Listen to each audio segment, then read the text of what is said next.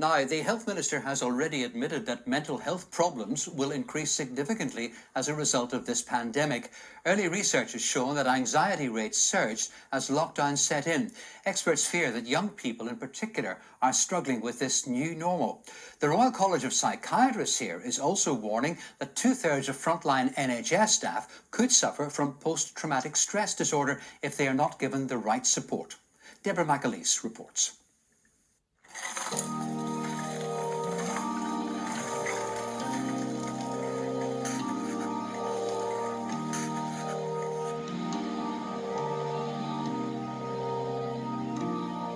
When you try your best but you don't succeed.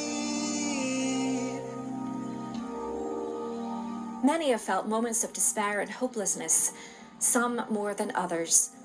But the sudden and seismic disruption this pandemic has brought to our lives is having an immense psychological impact. When lockdown started, I definitely noticed that my mental health just was struggling a bit.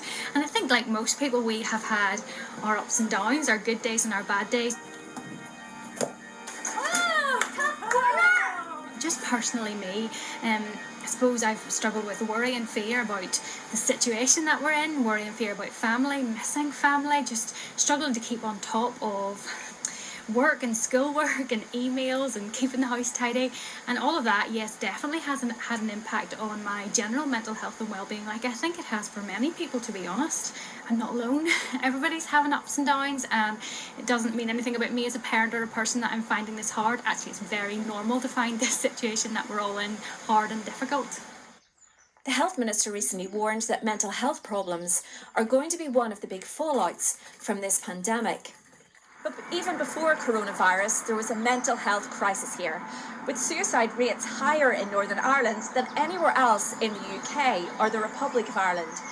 And studies have shown that in recent years, that suicide rates amongst young people are on the rise.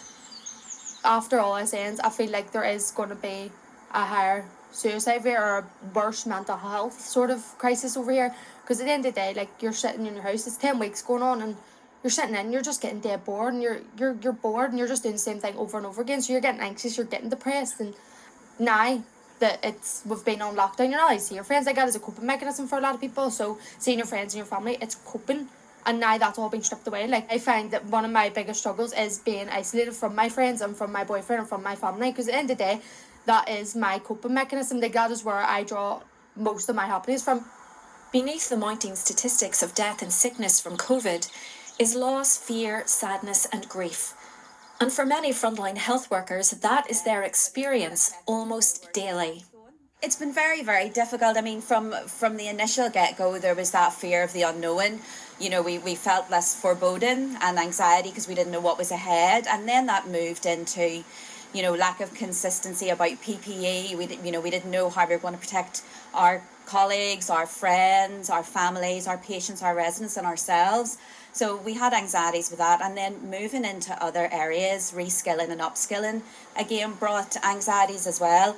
And I suppose today, you know, the biggest anxiety we see out there is really with our colleagues in care homes who are experiencing a lot of grief and loss. You know, so as the months have gone on, you know, the anxiety have changed.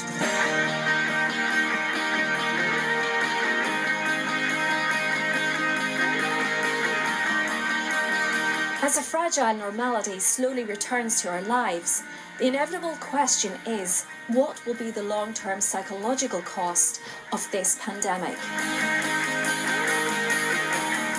I think everyone expects that the long-term impacts will be significant.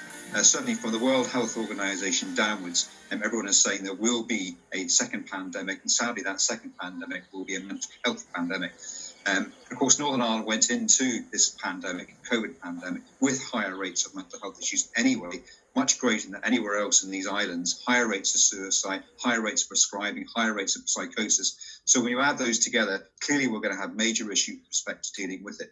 And so it's very important now that we prepare for this potential surge or the second mental health pandemic so that we can address all the issues that will arise from it. I don't think we'll just quickly flick a switch and everything will be back to normal. We'll probably won't realise some of the impact it's really had for months or years to come, and then we're going to have to work out as a society how to best address that and how to best get people the help and support that they need.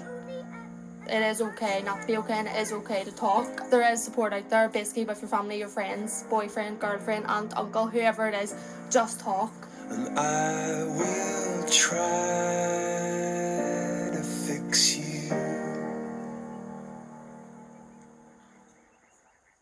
That report from Deborah McAleese, and if you or someone you know has been affected by any of the issues raised in that report, here are some helpline numbers which can offer advice and support.